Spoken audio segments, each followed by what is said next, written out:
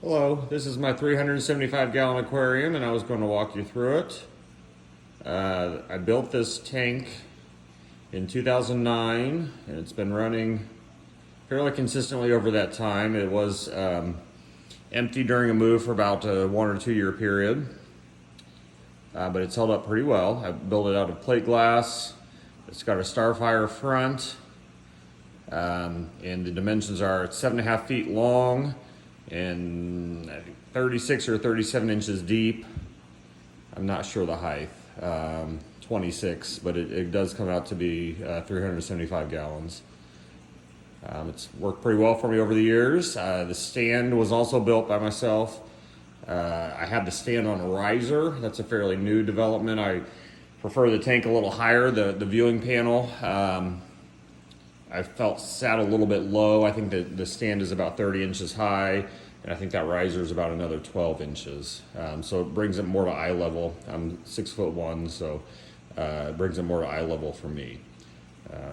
So I just want to take you through and show you a few things. So this is a African cichlid tank, peacocks and haps. I have 7 clown loaches, and then I have some bristlenose plecos in there as well.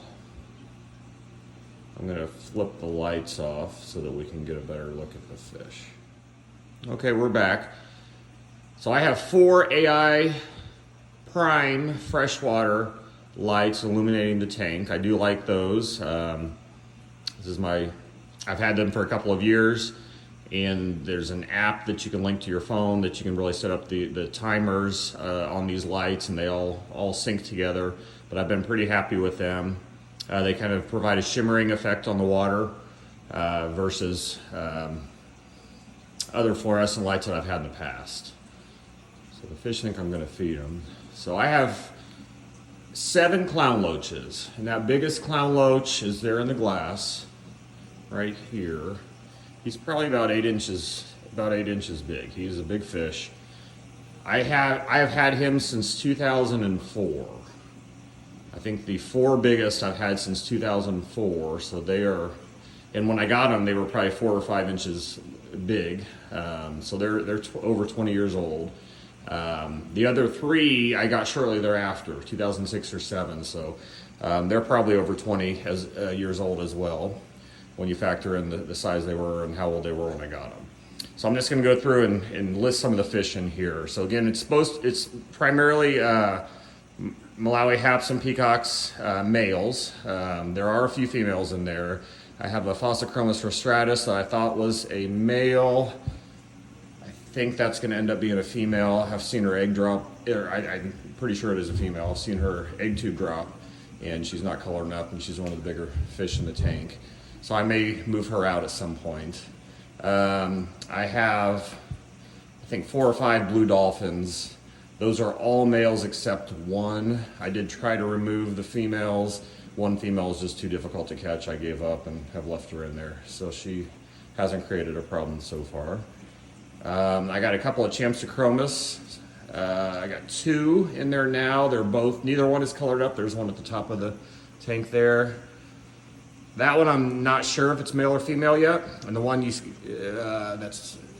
below it there. That I'm fairly sure is male. He was starting to show some blue coloration when I put him in, and then he lost it with the bigger fish.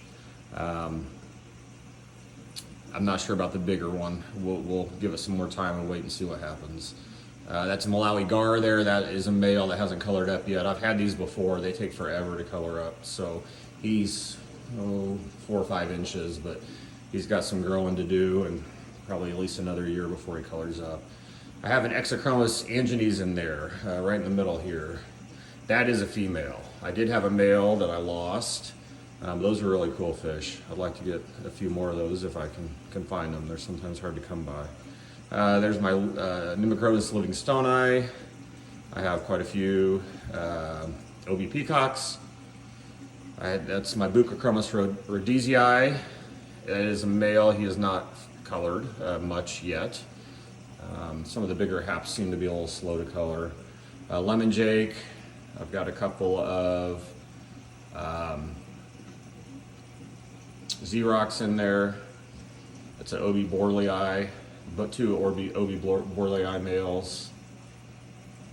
one fish that I have that I really like and I've had in most of my show tanks is this one here. So that's a Placidochromis johnstonii. Those are really good fish. They get along well. I think they hold their color very well in a mixed, in a male tank. Some of these other fish, it's a little hit or miss. Protomella species, I think, are a little hit or miss. I think they tend to fade a little bit when they get around more dominant fish. I've had really good luck with those johnstonii holding their color. I feel like they're unique. They kind of got the gold body and the black barring and the blue head. They have some red on their fins too, so I really like those. For example, here's my Taiwan reef. He's not holding much color. He's subdominant.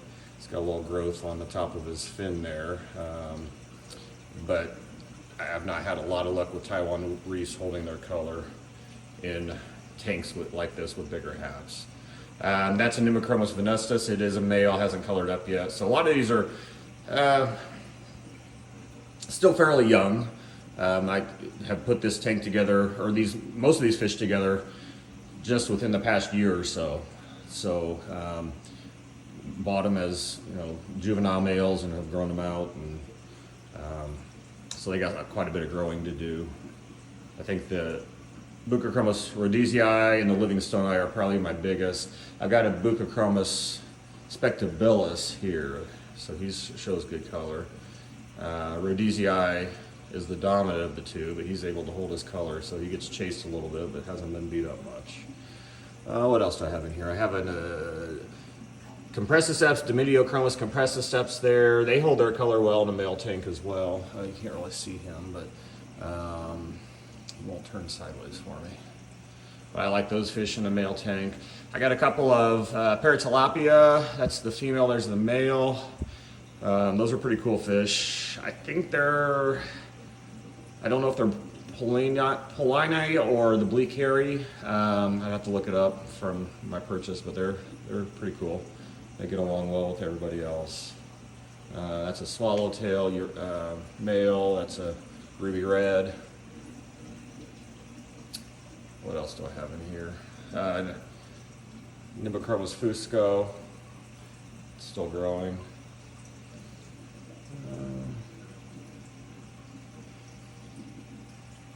I think that's most of them. Let me give you a side shot here. I'll come on. I like the depth of the tank. It's a little difficult to fit in the room, but the depth is really cool, especially when you come on this side. So you can see how the rocks are towards the back. And there's plenty of room at the front for them to swim. The background there, that is a Universal Rocks feature piece. So I have that silicone with black silicone to the back of the tank so the fish can't get behind it. I have a couple of pinholes drilled in it to let water kind of flow through. They're really small so fish don't go in and out, but that's held up nicely. That's an albino bristlenose pleco. It's keeping it clean. I have a few of those in there. So that's the gist. I was just making a video, and hopefully I'll have an update maybe in 6 months or so, and hope to have a lot bigger fish at that point. So again, 375 gallon tank. This tank has been running for the better part of 13 years. I might make another video where I show a little bit more about the filtration, and I have this on a drip system. So it drips 2 to 3 gallons of fresh water an hour. Then I have an overflow on my sump, and it just runs right into the sump pit in my basement and drains out. So it's a constant feed of fresh water. I've had a lot of luck with that. Fish seem to grow well, and you don't have to mess with water changes. So I can provide more details of the setup maybe in another video. So, well, thanks for watching.